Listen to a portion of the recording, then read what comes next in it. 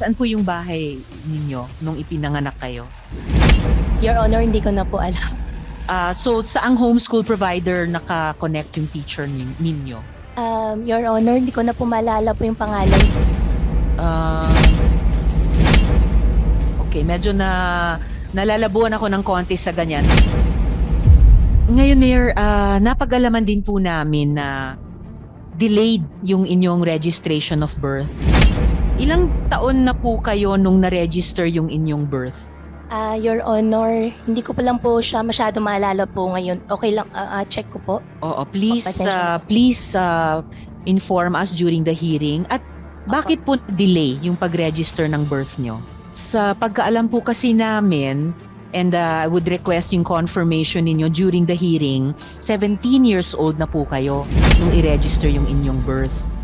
So if you can confirm that during the hearing, tingin ko may halaga malaman bakit. Kung tama yung impormasyon namin, bakit at 17 pa lamang ni-register yung birth ninyo? At saan pala po kayo ipinanganak? Sa ospital ba? Sa bahay ba? Sa lying-in clinic ba? Your Honor, ang sinabi po sa akin sa bahay po. Sa bahay. Saan po yung bahay ninyo nung ipinanganak kayo? Hindi ko na po, Your Honor, hindi ko na po alam. Opo. Still, out of more than curiosity, saan po kayo nagtapos ng elementary? Homeschool po ako, Your Honor. Kasi salo po kami ng farm. Anong taon po kayo nagtapos sa homeschooling sa elementary? Your Honor, dire-diretso po. Bandang anong taon natapos po yung grade 7 sa homeschooling? Your Honor, tutorial po kasing ginawa po sa akin. Salo po kasi kami ng farm nakatira po. Actually, Mayor, familiar po ako sa homeschooling dahil yung isang anak ko rin, yung huling 2 taon niya sa high school, for health reasons, sinomeschool ko po siya. And meron po kaming homeschool provider noon. Sino po yung naging homeschool provider ninyo? Your Honor, yung nag-homeschool po sa akin, teacher lang po. Pati po yung mga homeschool teachers, kailangan license sila or meron pa rin silang homeschool provider. And in fact, by the definition of homeschooling, ang magulang ang nag-homeschool. So teacher nyo po ba o yung ama ninyo ang nag-homeschool sa inyo? Meron din po akong teacher po, Your Honor. So saang homeschool provider naka-connect yung teacher ninyo? Your Honor, hindi ko na po maalala po yung pangalan po. Ang maalala ko lang po yung pangalan po ng teacher ko po.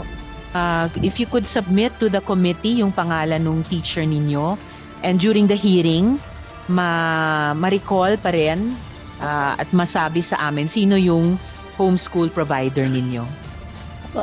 Your Honor, ang teacher ko po si Teacher Rubilin.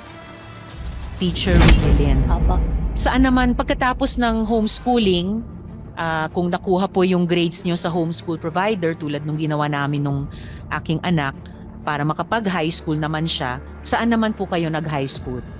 Your Honor, dire-diretso po, tuloy-tuloy hindi na po ako nakapag-high school at college po. Dire-diretso saan po, Mayor?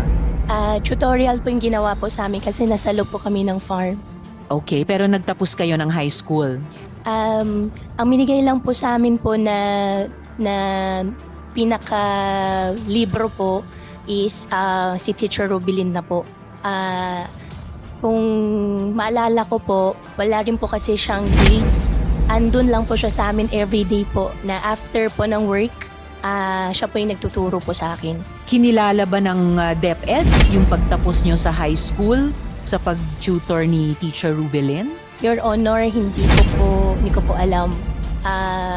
Ever since po, si Teacher Rubilin lang po yung nagturo po sa akin. Pero nung nagtapos kayo sa high school, may diploma kayo? Wala po. Or ano pong dokumento na hawak ninyo bilang katibayan ninyo na like any learner na may karapatan na may, kung hindi diploma, dokumentong formal na nagsasabing na comply po ninyo na earn nyo yung competencies sa high school? Your Honor, wala po ako malala po na mayroon pong any records po.